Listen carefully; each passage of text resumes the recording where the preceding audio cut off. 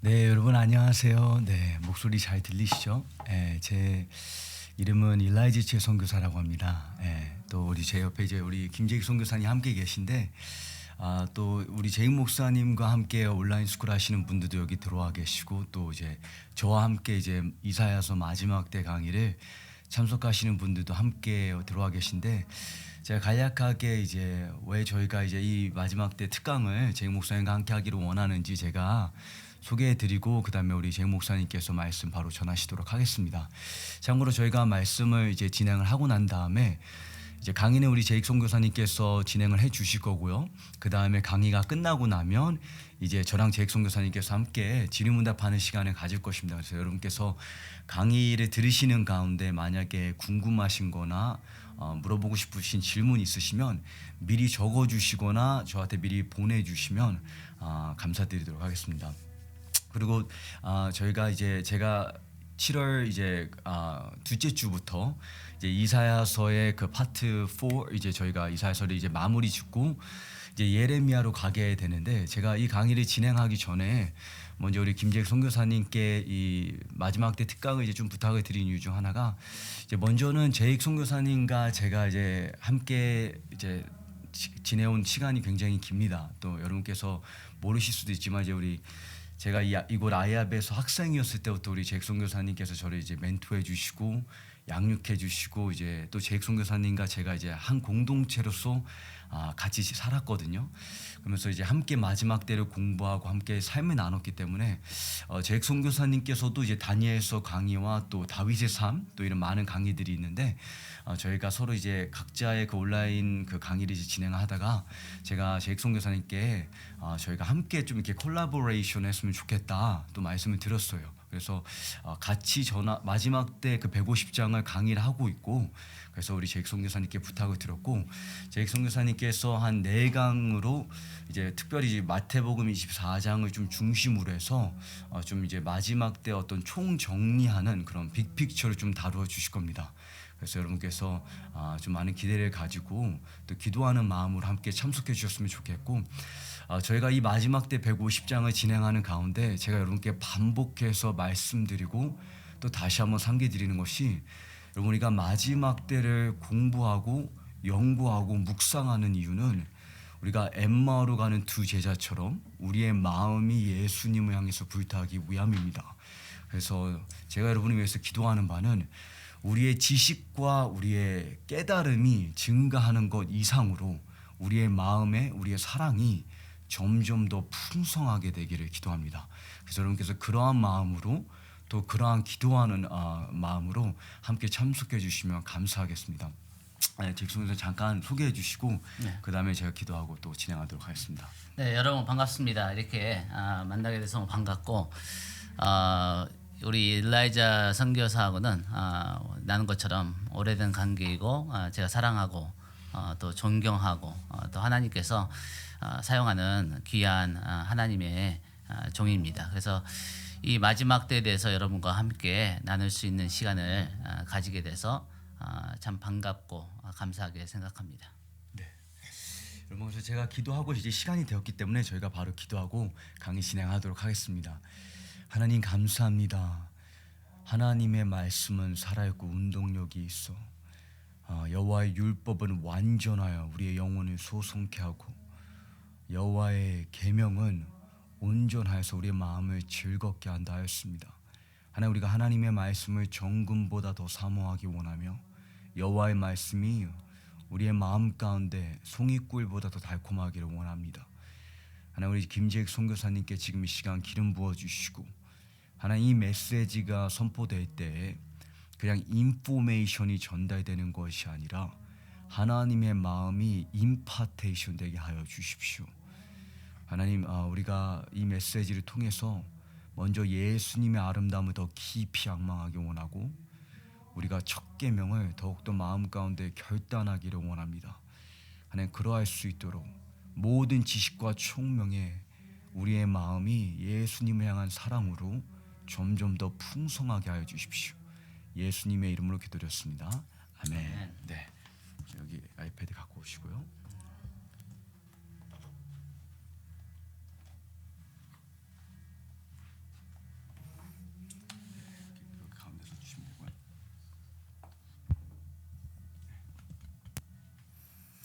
네, 여러분 우리 마지막 때에 대해서 입문자 과정입니다. 그래서 여기 계신 분들은 이미 마지막 때를 공부하신 분들도 계시고 또 소수의 어떤 분들은 이 마지막 때에 대해서 가르친 경험이 있으신 분들도 계실지 모르겠지만 어쨌든 이것은 입문자 과정이기 때문에 아주 기초적인 내용들을 먼저 다루고 그 다음에 또 이 내용 가운데는 또 많이 공부하신 분들에게도 또 새롭고 더 공부해야 되는 그런 고민과 그런 문제들도 나올 수 있습니다.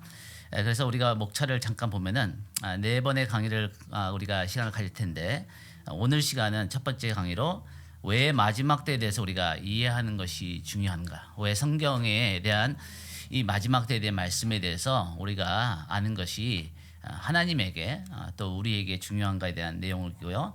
그다음에 두 번째 시간은 마지막 때에 대한 긍정적인 경험과 인물과 사건들에 대해서 저희가 살펴볼 것이고, 네, 세 번째는 부정적인 경험과 인물들 그리고 마지막 시간에는 이 성경에 예언된 마지막 세 개의 예언적인 시간표에 대해서 시간대에 대해서 우리가 같이 나누기로 원하고요. 그 다음에 많은 블록에 노트들이 있는 것은 여러분들이 더 마지막 때에 대한 성경 말씀을 깊이 공부하기를 원하시는 분들을 위해서 저희가 가능한 많은 자료들, 많은 노트들을 이렇게 준비해서 드리기를 원합니다. 네, 우리 첫 번째 시간 마지막 때에 대한 성경적 시각의 중요성. 네, 우리가 마지막 때를 이해하는 것이 왜 중요한가에 대해서 5가지 이유를 나누기를 원합니다. 첫 번째 우리가 그 이유들을 설명하기 전에 우리 국제기도의 집 아야베 우리 마이크 피코 목사님 비롯한 모든 리더들이 강조하는 것은 뭐냐면은 저희가 어떻게 가르치는 그것을 여러분들이 아무 생각 없이 아무 질문 없이 받아들이지 말라는 거죠. 베레아 사람들처럼 진짜 이것이 성경에 있는가? 그리고 여기 노트에 나와 있는 가로에 나와 있는 그런 말씀들을 여러분들이 직접 찾아보시고 그리고 그 말씀을 서로 비교해 보면서 주님께 묻고 공부하시기를 제가 권면합니다. 저도 그렇게 했고요. 우리 엘라이자 선교사님도 그렇게 했고 우리가 우리 스스로 하나님의 말씀을 이해하고 공부하고 그럴 때 우리의 확신이 나의 확신이 될 수 있는 거죠.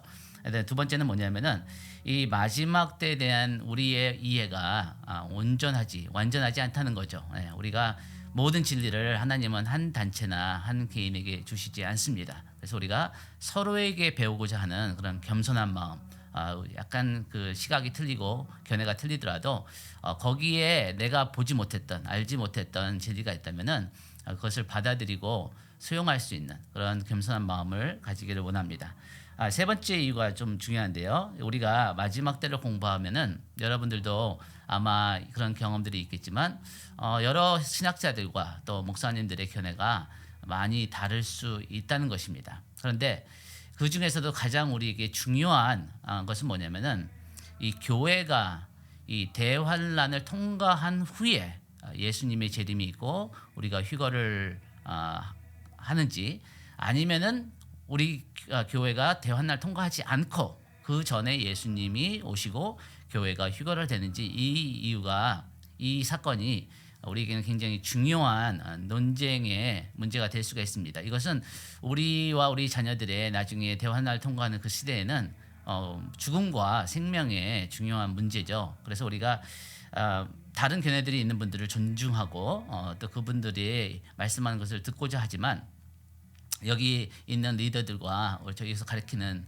저희의 입장은 교회는 대환난을 통과한다는 것입니다. 그래서 우리가 그 대환난을 준비해야 되고 또 대환난을 통해서 하나님께서 수많은 영혼들을 구원하실 그 대추수의 시간이 다가오고 있기 때문에 또한 그 영혼들의 구원을 위한 그 대부흥과 대추수를 우리가 준비하기 위해서라도 이 마지막 때를 공부해야 된다는 거죠. 그래서 이것에 대해서 여러분들이 질문하시면 좋겠습니다. 왜 우리가 마지막 때 교회가 환난을 통과한다고 믿는가? 그 성경적인 근거는 무엇인가? 이런 것에 대해서 여러분들이 질문을 나중에 하셔도 좋겠습니다.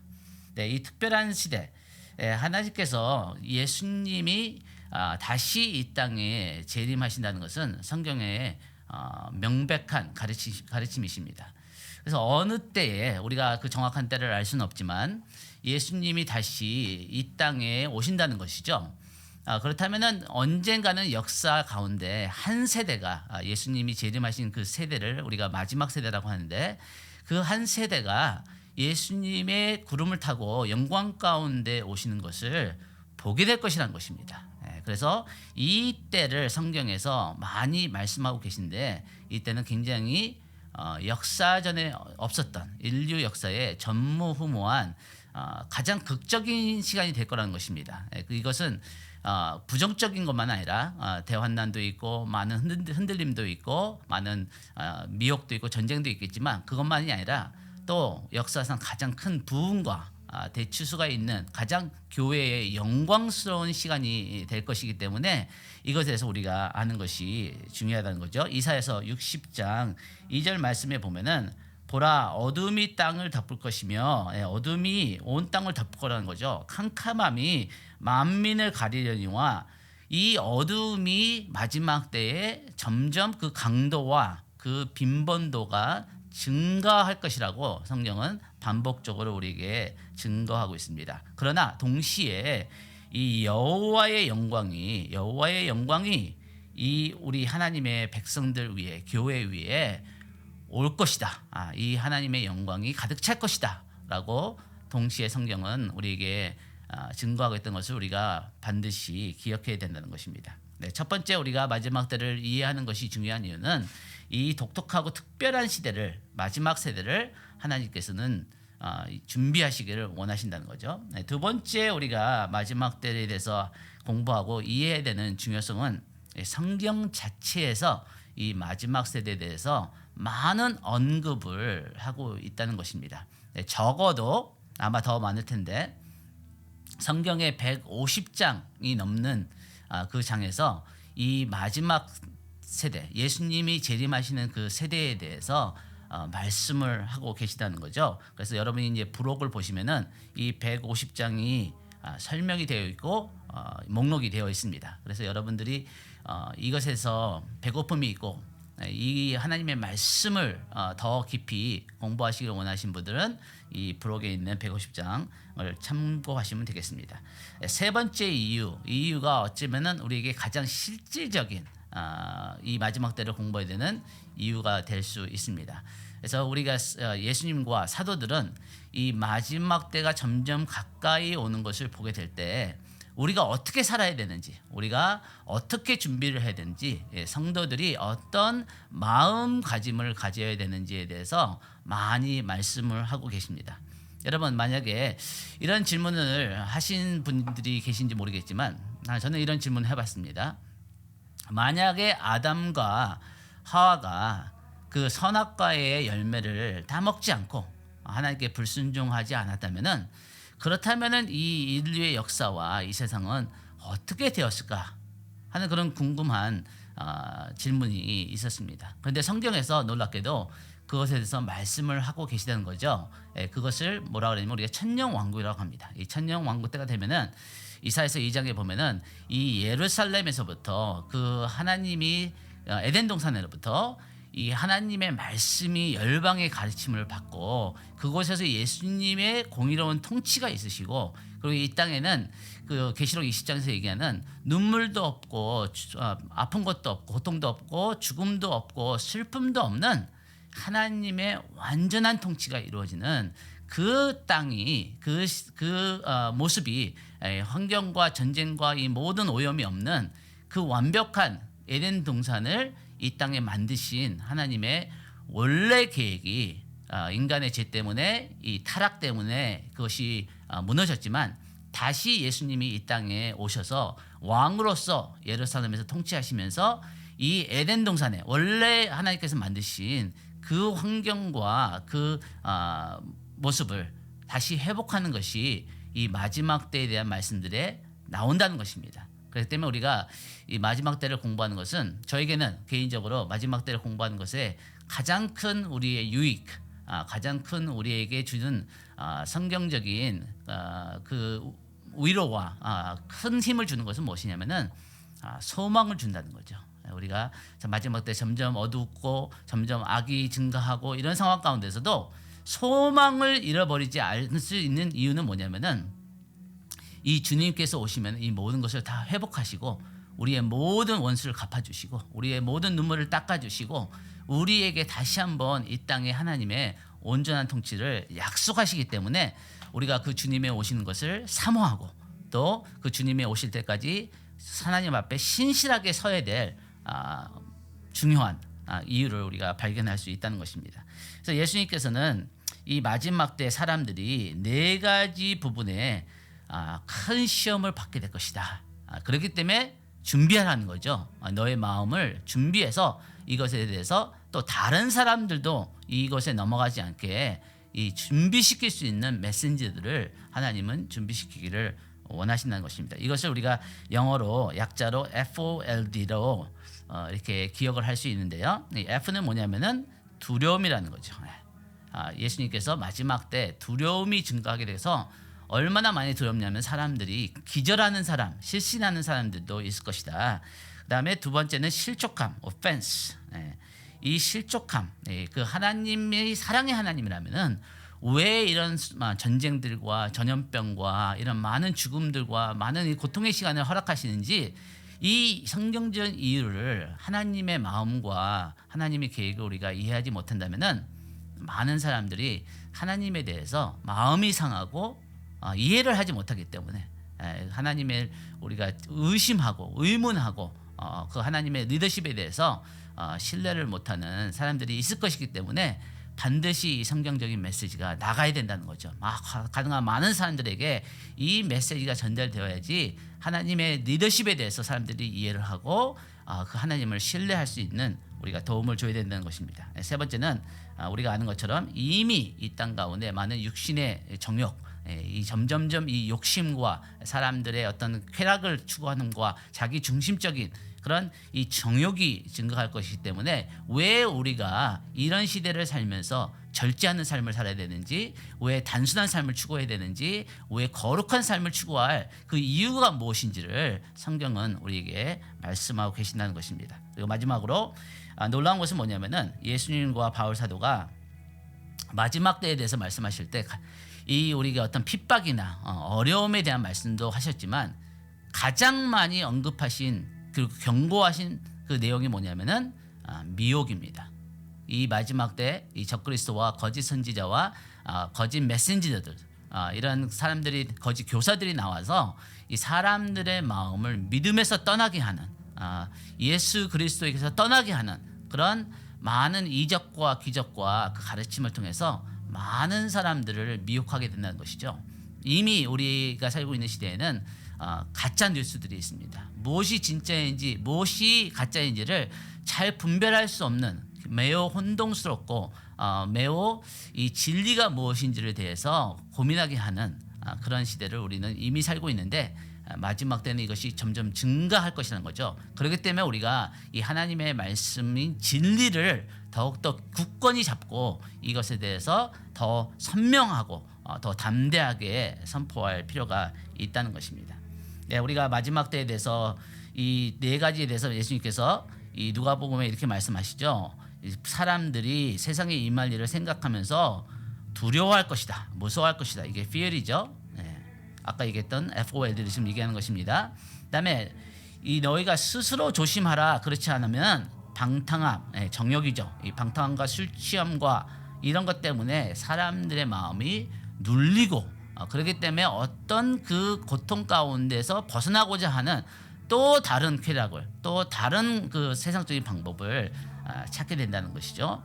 그리고 이 사람들 가운데 이 실족하는 사람들이 많이 있을 거라고 주님은 우리에게 경고하고 있습니다. 하나님의 그 마지막 때에 대한 계획과 그 하나님의 마음을 우리가 이해하지 못한다면은 이런 많은 일들이 우리가 코로나 때문에도 많은 사람들이 죽어가고 우리 가운데 많은 믿음들이 흔들리고 어떤 그 근본적인 신앙적인 질문들을 하게 되면서 하나님은 살아계신가? 그리고 하나님 만약에 살아계시다면은 하나님은 왜 이런 일들을 허용하시는가 하는 그런 질문들을 하고 있습니다. 이것은 우연이 아니라 하나님의 의도적인 계획이라는 거죠. 하나님께서 이런 것을 허락하시면서 많은 사람들에게 이 신앙에 대해서, 믿음에 대해서, 또 이 영원한 것에 대해서 질문을 하게 만드시는 것입니다. 그다음에 마지막으로 이 미혹함이, 많은 사람들이 미혹을 받을 것이라고 마태복음 24장에 주님께서는 경고하시고 있습니다. 그래서 우리가 마지막 때를 공부하는 이유는 이 실질적인, 이 목양적인, 우리가 마지막 때에 우리의 마음을 어떻게 말씀 가운데 굳건히 세울까 하는 이유입니다. 네 번째 이유는 예언적인 이유가 있습니다. 성경에서 많은 예언들이 있죠. 그래서 학자들은 성경의 전체의 한 5분의 1에서 적게는 많게는 4분의 1, 20%에서 25%가 예언서고 또 예언입니다. 그래서 이 성경 자체에서 많은 예언의 말씀을 우리에게 주시고 계신데, 그래서 이 세대를 향해서 하나님은 이 두 가지의 징조들과 사건들을 말씀하시고 있습니다. 그것은 뭐냐면은 이 예수님의 재림이 가까이 왔던 것을 우리가 알 수 있는, 왜 우리가 알아야지만 준비를 할 수 있거든요. 그래서 너무나 많은 영혼들의 그 데스티니가 이것에 이 마지막 때에 결정나기 때문에 이 영혼들을 향한 불타는 마음을 가지신 하나님께서는 한 영혼이라도 멸망치 않기를 원하시고 모든 사람이 구원에 이르기를 원하시는 그 목자의 마음을, 그 영혼들을 향한 아버지의 마음을 가지고 하나님은 이 마지막 때에 대해서 준비를 시킬 수 있는 그런 메신저들을 지금 일으키시고 있다고 믿습니다. 그래서 예수님께서 뭐라고 하냐면 이 모든 일을 보거든 인자가 가까이 문 앞에 온 줄을 알라고 마태복음 24장 33절에 말씀하고 있습니다. 여기서 우리가 가장 중요하게 유의해야 되는 것은 뭐냐면은 이 단어입니다. 이 모든 일이에요. 이 단어에 대해서 굉장히 큰 중요성이 있습니다. 여러분, 우리가 그 역사 가운데 그 전에도 전염병이 있었고, 그 전에도 전쟁이 있었고, 그 전에도 가뭄이 있었고, 그 전에도 지진이 있었습니다. 그러나 이 마태복음 24장 4절에서부터 31절까지 나오는 마지막 때를 분별할 수 있는, 주님이 재림할 때가 가까이 오셨다는 것을 알 수 있는 22가지의 이 마지막 때 징조들에 대해서 예수님께서 마태복음 24장에서 우리에게 말씀하고 있습니다. 우리가 이 마태복음 24장에 나와 있는 이 22가지의 마지막 때의 징조에 대해서 모든 것을 알아야 되는 거죠. 그리고 이것이 동시다발적으로 하나만 일어나는 것이 아니라 모든 것이 동시다발적으로 일어나고 전 세계적으로 일어나고 어느 부분적인 지역에서 일어나는 것이 아니라, 그리고 세 번째는 공개적으로 이런 것이 드러나게 될 때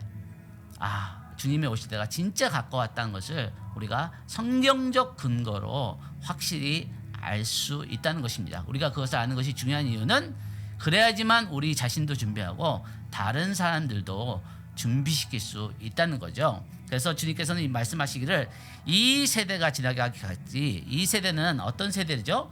예수님의 제자들의 세대가 아닌 거죠. 여기서 말씀하신 것은 이 모든 일이 일어나는, 주님이 재림하시기 바로 직전에 일어나는 마지막 세대를 얘기하는 것입니다. 이 마지막 세대에 이 모든 일이 다 일어나라.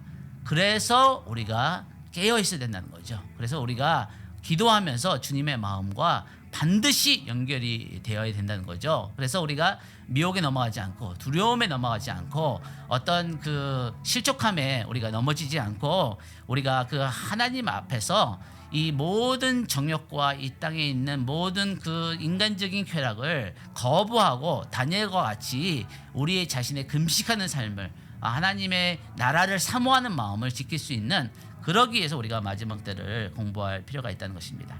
다섯 번째로 우리가 마지막 때를 공부해야 되는 중요한 이유는, 하나님께서는 이 마지막 때 하나님의 말씀을 깨닫고 다니엘과 같이 이 하나님의 백성들에게 하나님의 말씀을 깨닫게 해줄 수 있는 그런 지혜로운 자들, 하나님의 말씀을 아는 자들이 일어날 것에 대해서 약속을 하시기 때문에, 이 하나님의 약속이 이루어지기 위해서는 이런 사람들이 더 많이 여러 나라에서, 많은 나라에서, 모든 나라에서, 모든 언어에서, 모든 세대 가운데 일어나야 된다는 거죠.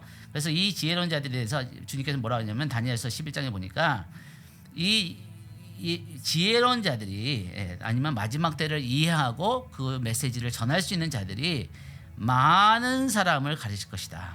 네, 여기서 우리가 이 많은 사람들에 대해서 집중하기를 원합니다. 몇 명인지는 아무도 알 수 없죠. 그러나 많은 사람들입니다. 이것이 100만 명이 될지 1000만 명이 될지 아무도 모르죠. 그러나 이 지금 지구상에 한 65억의 인구가 있다면은 이 마지막 때가 되면은 만약에 이 인구가 한 80억이다, 뭐 100억이다 하면은 그 사람들에게 이 메시지를 전할 수 필요가 있는 사람들은 적어도 100만 명 정도가 있어야 된다는 거죠. 그래서 여러 모습의 메신저들이 일어나야 된다는 거죠. 이 사람들 앞에서 말씀을 가리키는 메신저만 아니라 소셜 미디어에서 또 어떤 친구들 가운데서도 소그룹 안에서도 이 학교에서도 어떤 그 정치권에서도 어떤 과학의 세계에서도 이 정치의 세계에서도 많은 사람들이 이런 하나님의 말씀을 그들의 언어로 이해할 수 있는 그런 일터에서의 또 메신저들이 일어나야 된다는 것입니다. 그리고 하나님께서는 예레미야 23장 20절에 보니까 마지막 때에는 우리가 완전하게 이해하게 될 것이다. 하나님의 마지막 때에 대한 그 계획과 지금 인류의 역사를 하나님이 어느 방향으로 왜 이끌어 가시는지에 대해서 우리가에게 더 많은 이해를 주셔서 이 많은 사람들이 하나님 앞에 올바르게 반응할 수 있게 준비시키시기를 원하신다는 거죠. 예, 마지막 때에 대해서 우리가 5가지 왜 우리가 마지막 때를 이해하고 공부해야 되는 중요성에 대해서 지금 나눴고, 그러면 이 하나님께서는 마지막 때 어떤 계획을 가지시고 어떤 그 방식으로 이 마지막 때의 사건들을 풀어나가실 것에 대해 중요한 그 테마, 중요한 주제들이 있습니다. 그것을 우리가 이해하는 것이 중요하죠. 이것은 뭐냐면은 공의입니다. 공의 아니면 정의. 여러분들이 이사야서를 공부하신 분들이 여기 자리에 계신 걸로 알고 있는데, 이사야서를 66장을 우리가 공부하다 보면은 거기서 가장 많이 반복되고 이게 나타나는 단어가 있어요. 그게 뭐죠? 공의와 정의입니다. 하나님이 이 공의와 정의에 대해서 얼마나 큰 열정을 가지시고 계시고, 이 공의와 정의가 무너졌을 때 얼마나 많은 사람들이 피해를 보고 그리고 억울한 일을 당하고, 이것에 대해서 원통함과 그 안에 억울함 때문에 하나님께 부르짖는 그 기도와 그 한탄과 그 이스라엘 백성들이 애굽에서 하나님 앞에 부르짖을 때 하나님이 들으셨다고 했죠. 그들의 신음소리와 그들의 고통의 소리를 들으셨다고 하는데, 이 마지막 때가 가까울수록 점점 그런 고통과 그런 신음하는 소리가 증가할 것이고 그것이 하나님께 들릴 것이라는 것입니다. 그렇다면 하나님은 이 모세를 일으키셨던 것처럼 이 마지막 때에 이 사람들을 그 바로의 그 압박 가운데서 모세를 통해서 그 심판의 10가지 재앙을 통해서 그 하나님의 백성들을 구원하셨던 것처럼 마지막 때의 모세와 같은 사람들, 이 마지막 때 이 교회를 통해서 하나님은 이 능력을 행하시고 심판을 행하셔서 이 땅의 그 불의와 이 땅에 있는 그 모든 잘못된 것을 이렇게 공의 가운데 정의 가운데 세우시는 것을 이루시기를 원하신다는 거죠. 그래서 예수님은 이렇게 말씀하십니다. 이 이사야서 42장에 보니까 내가 나의 영을 이 예수님에게 주었다는 거죠. 그래서 그가 예수님께서 열방에 정의를 베풀리라. 이 정의가 풀어진다는 거죠. 이 정의가 풀어진다는 것은 뭐를 의미하냐면은 이 땅 가운데 정의가 많이 없음을 또 우리에게 암시해 주는 거죠. 이 땅에 많은 점점 마지막 때가 가까울수록 불의가 증가할 것이고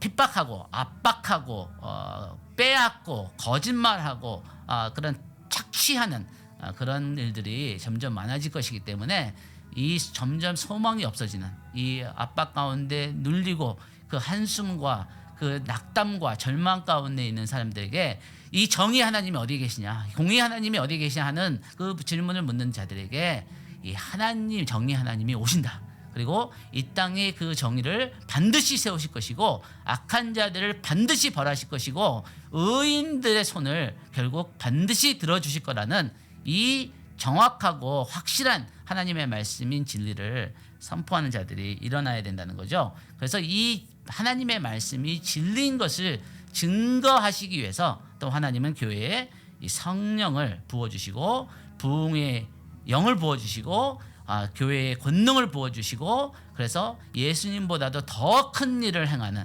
그래서 하나님의 영광을 드러내는 그런 일들이 마지막 때에 있을 것인 거란 거죠. 그와 또 이 정의와 공의와 함께 중요한 주제는 이스라엘이 될 것입니다. 교회와 이스라엘이 예수 그리스도 안에서 하나가 되고 또 교회와 이스라엘이 핍박을 같이 받는 상황 가운데서 서로를 위해서 희생적으로 섬겨주고 서로를 사랑하고 그 예수 그리스도 안에서 하나가 되는 그 하나님의 놀라운 계획이 있을 것이라는 것입니다. 또 하나님은 적그리스도를 이렇게 세우실 것이고 이 적그리스도를 통해서 이 역사에 전례 없던 핍박을 가져오게 하실 것이죠. 그 이유는 뭐냐면은 여러분들이 아신 것처럼 교회 역사를 보면은 핍박 때문에 교회가 죽은 적은 없습니다. 그러나 핍박 때문에 교회가 정결케 되고 더 강건하게 되고 순결하게 되는 그런 결과가 교회의 역사가 우리에게 말씀해주고 있는 것입니다. 그래서 하나님께서는 이 마지막 때 거룩한 신부, 순결한 신부, 그리고 하나님을 그 마음과 뜻과 힘과 목숨을 다해서 사랑할 수 있는 그런 이 신랑의 사랑을 받는 또 신랑을 향한 그 정결한 마음을 가진 거룩한 주름도 없고 흠도 없는 교회를 반드시 세우실 것이라고 말씀하고 있습니다. 그리고 이 모든 악한 자들과 적그리스도의 제국을 심판하시면서 이 땅에 있는 악을 제거하시고 하나님의 나라를 이 땅에 세우시는 것이 하나님의 목적이라는 것이죠. 그래서 우리가 마지막 때에 대해서 공부할 때 하나님의 리더십을 어떤 하나님의 리더십을 우리가 신뢰해야 되냐면은 선하신 리더십이에요.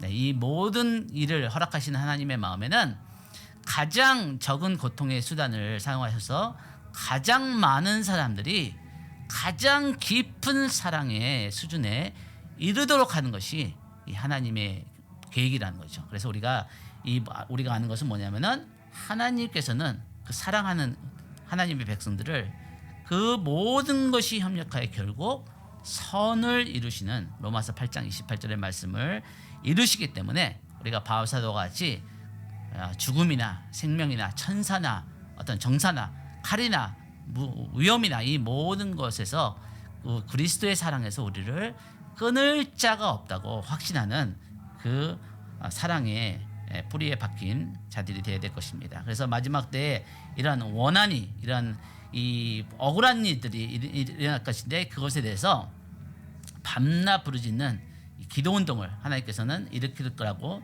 또 약속하십니다. 그래서 그것을 통해서 이 땅의 정의를 이루신다는 거죠.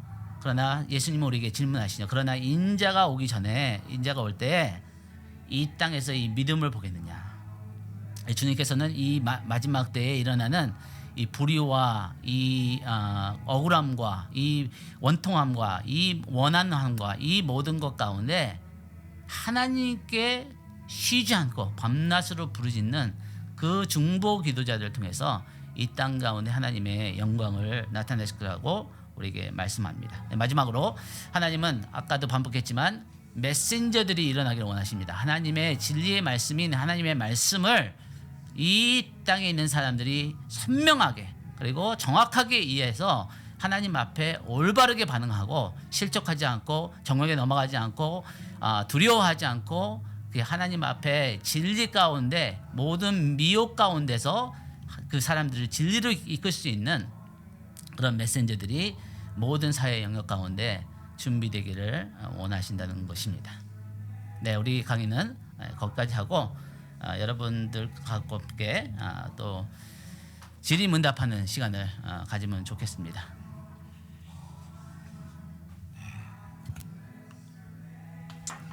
네, 제 목사님 감사합니다. 저희가 정말 이 마지막 때를 강의하면서 제가 여러분께도 반복해서 강조해드리고 또 이제 오늘 목사님 말씀을 통해서 이제 하이라이트 된 것 중 하나가 우리가 보통 마지막 때라는 이 단어를 생각을 하게 되면 굉장히 생존적인 정신을 가질 때가 많은데 제가 여러분께 반복해서 강조해드리는 것처럼 마지막 때는 교회가 생존하는 것이 목적이 아니라 하나님과 동역하는 것이 목적이고 그리스도의 신부로 단장되는 것이 목적이라고 말씀드렸습니다. 마지막 때는 지구 종말이 아니라 에덴 동산의 회복이라고 말씀을 드렸습니다. 그래서 우리가 이것을 공부하는 이유와 목적이 그 하나님의 계획에 동역하기 위해서 아까 목사님께서 이제 다니엘 11장에 대해서 잠깐 언급하셨는데 다니엘 11장을 보게 되면 여호와 오직 자신의 하나님을 아는 자들은 그때의 용맹을 떨치리니 근데 어떠한 문맥 속에서 용맹을 떨친다고 말하는 거냐면 칼과 기근과 핍박이 그들을 칠 때 하나님께서 깨달음의 백성으로 많은 영혼을 의의 길로 인도할 것이라 말하고 있습니다. 그 말은 무엇이냐면 핍박으로부터 우리가 모면할 수 있다는 것이 아니라 탈출할 수 있다는 것이 아니라 핍박을 피하지 못한다 할지라도 교회는 반드시 승리한다는 것입니다. 여러분 사도 바울이 로마서 8장에 말하기를 우리가 도살장에 끌려가는 양과 같을지라도 우리를 사랑하시는 이 안에서 넉넉히 이기느니라. 그래서 여러분께서 저랑 이사야서를 공부하시던 또는 우리 제익 목사님과 함께 다니엘서를 공부하고 계시던지 간에 여러분께서 그것을 기억하시면서 하나님과 동역하는 자리까지 나아가실 수 있기를 간절히 소망해 봅니다. 저희가 좀 짧게 이제 질의문답하는 시간을 갖기를 원하는데 제익 목사님께서 나누어 주신 메시지 가운데 궁금한 것이 있으시면 여러분께서 질문해 주셔도 괜찮고 아니면 그냥 이 마지막 때라는 그 주제 가운데서 여러분께서 혹시 궁금하신 점이나 물어보실 게 있으면 여러분께서 자유롭게 마이크를 키시고 그냥 순서대로 질문해 주시면 감사하겠습니다. 제가 여러분 마이크 키실 수 있도록 열어드려 놨고요. 그리고 만약에 여러분께서 질문하실 때 가능하시다면 여러분께서 영상 카메라를 같이 켜주시면 또 저희가 함께 질문하시는 분을 볼 수 있기 때문에 감사드리겠습니다. 네, 어느 질문이든지 좋습니다. 자유롭게 원하시는 대로.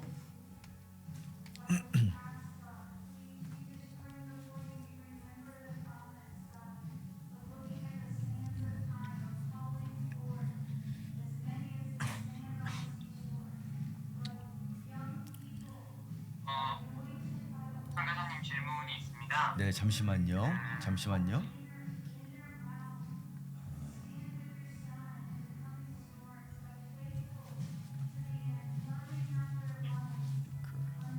네, 다시 한번 질문해 주실래요? 예, 이제 제이 선교사님이 방금 강의해 주신 내용 중에 네, 이제 마태복음 24장에 22가지의 마지막 때에 대한 징조가 나오는데 지금 이 시대에는 그 22가지 징조들이 이제 거의 전면적으로 다 나타나고 있다. 그렇게 제가 이해한 바가 맞으면은 그렇게 되고 있는데 정말 그 마태복음 24장에 나타나 있는 징조가 그렇게까지 전체가 다 지금 저희 시대에 나타나고 있나요? 네네. 네, 좋은 질문했습니다. 네, 우리가 아까도 제가 말씀드렸지만 역사 전에 우리 인류의 역사 가운데 지진도 있었고 전쟁도 있었고 전염병도 있었고 또 거짓 교사들과 선지자들도 일어나고 이런 일들이 마태복음 24장에서 말씀하는 징조들이 이미 역사에 있었다는 거예요. 그러나 다른 점이 뭐냐면 우리가 살고 있는 또 앞으로의 시대 예수님의 재림에 가까우는 시대에 다른 점이 있다면은 이것이 전 세계적으로 동시에 일어난 적은 많이 없다는 거죠. 예를 들면 코로나 이 코비드 이 전염병이 유럽에서도 어떤 플루가 이 유럽의 3분의 1을 죽이는 그런 일들이 1800년대 또 1600년대에도 있었지만 전 세계적으로 동시적으로 이것이 일어난 것은 거의 없었어요. 아마 없었다고 우리가 말할 수 있을 것 같아요. 그리고 진짜 이 코비드 19이 진짜 전 세계를 강타한 것은 인류 역사상 처음이 아닐까. 물론 그것의 이유는 뭐 비행기도 있고 여러 가지 교통수단이 발전하고 사람들의 왕래가 많아지는 그 다니엘서의 말씀처럼 마지막 때의 그런 일들이 도움을 주고 있는 거죠.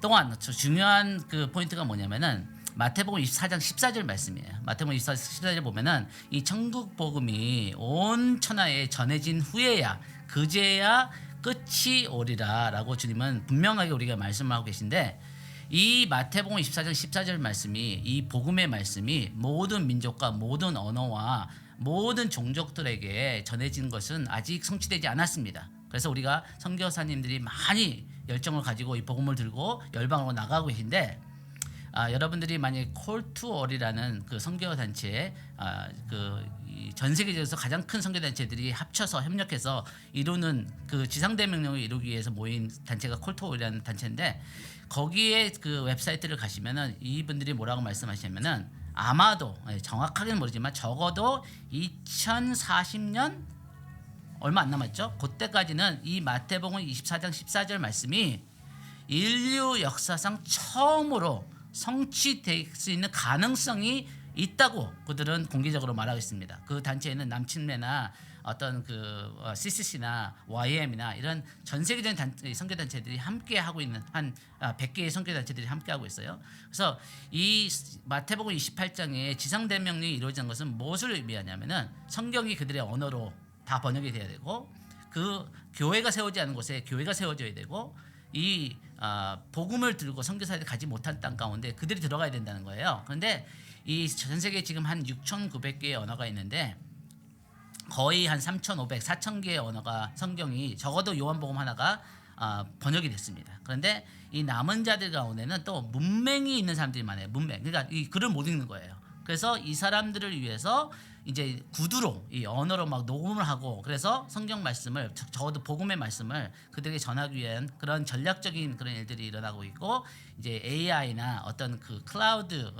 이 컴퓨터 그런 쪽으로 통해서 이 그 성경을 번역하는 위클리프 같은 단체에서는 이 지난 한 20년 동안에 성경이 번역된 이 그 양이 지난 한 2000년의 역사보다 훨씬 지금 많고 빨라지는 거예요. 그래서 이 모든 일들이 지금 동시다발적으로 전 세계적으로 공개적으로 지금 이루어지고 있는 상황이기 때문에 그러나 그때가 주님이 재림할 때는 아니고 마지막이 시작되기 위해서는 반드시 이런 일들이 돼야 되는 거죠. 그래서 마태복음 24장 4절에서 8절에서 말씀하시는 이 산모의 진통 아니면 마지막 때의 이 고통의 시간이 시작되는 그 신호가 지금 우리가 살고 있는 시대가 아닌가라고 많은 마지막 때를 가리키는 분들이 말씀하고 있습니다.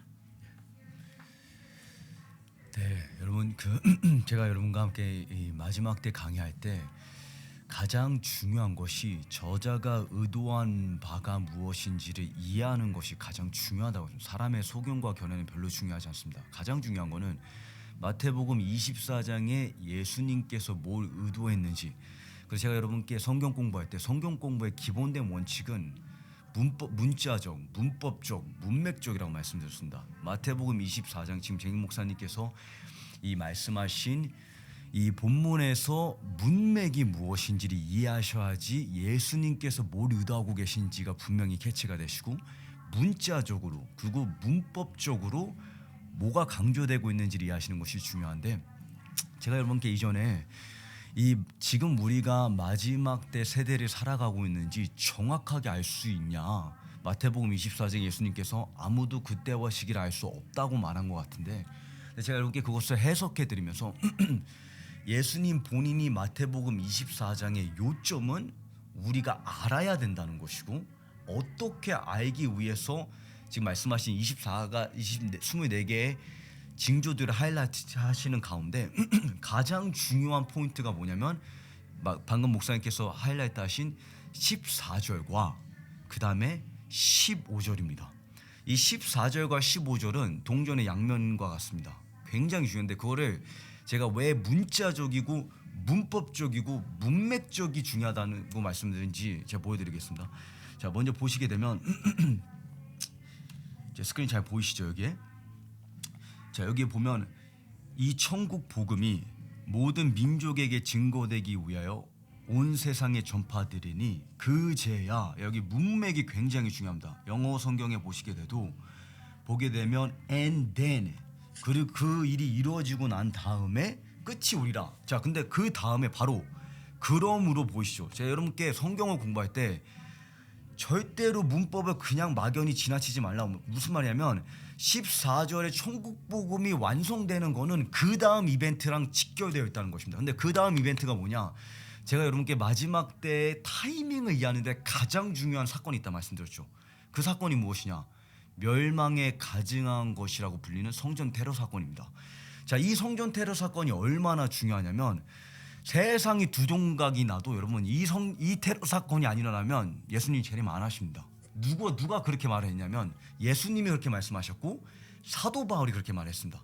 데살로니가후서 2장을 보시게 되면 사도 바울이 뭐냐면 이제 데살로니가 교회가 지금이 마지막 때다 아니면 휴거가 이미 지나쳤다 이렇게 떠들어대는 많은 메신저들과 거짓 선지자들 가운데 사도 바울이 교회에게 뭐라고 확신을 주냐면 멸망에 가증한 것이란 이 성전 테러 사건 제가 이제 요약을 하는 건데 데살로니가후서 2장에 보게 되면 그 멸망에 가증한 사람이 성전에 들어서서 자신을 신격화하는 사건 그러니까 예수님이 말씀하신 이 멸망에 가증한 것이라고 불리는 테러 사건이 터지기 전에는 그날이 임하지 않는다. 무슨 말이야? 예수님께서 재림하시지 않는다고까지 말하는 것입니다. 그래서 예수님께서 말씀하시기를 예수님께서 마지막 때 징조에 대해서 가리키실 때 유일하게 선지자의 이름을 언급한 게 딱 다니엘입니다. 그 다니엘의 본문 가운데 다니엘 9장을 가리키시면서 가서 다니엘 9장을 공부하고 분명히 알라고 말씀하시네요. 여기 보면 읽는 자는 깨달을진저 반드시 understand 하라. 다니엘 9장에 하이라이트하고 있는 게 무엇이냐면 멸망에 가증한 것이라는 이 테러 사건이 터지면 그때로부터 정확하게 1260일 후 3년 반이 진행된다는 것에서 분명하게 얘기하고 있죠. 그러니까 제가 여러분께 말씀드리기를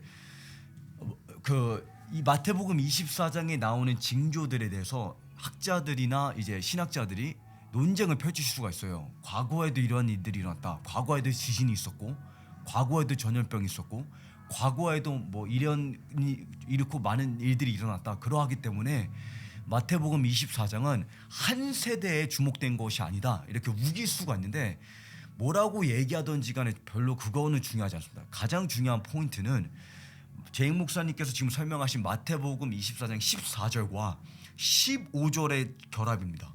이 천국 복음이 온 세상에 전파되고 난 후에야 끝이 올 것인데 그러므로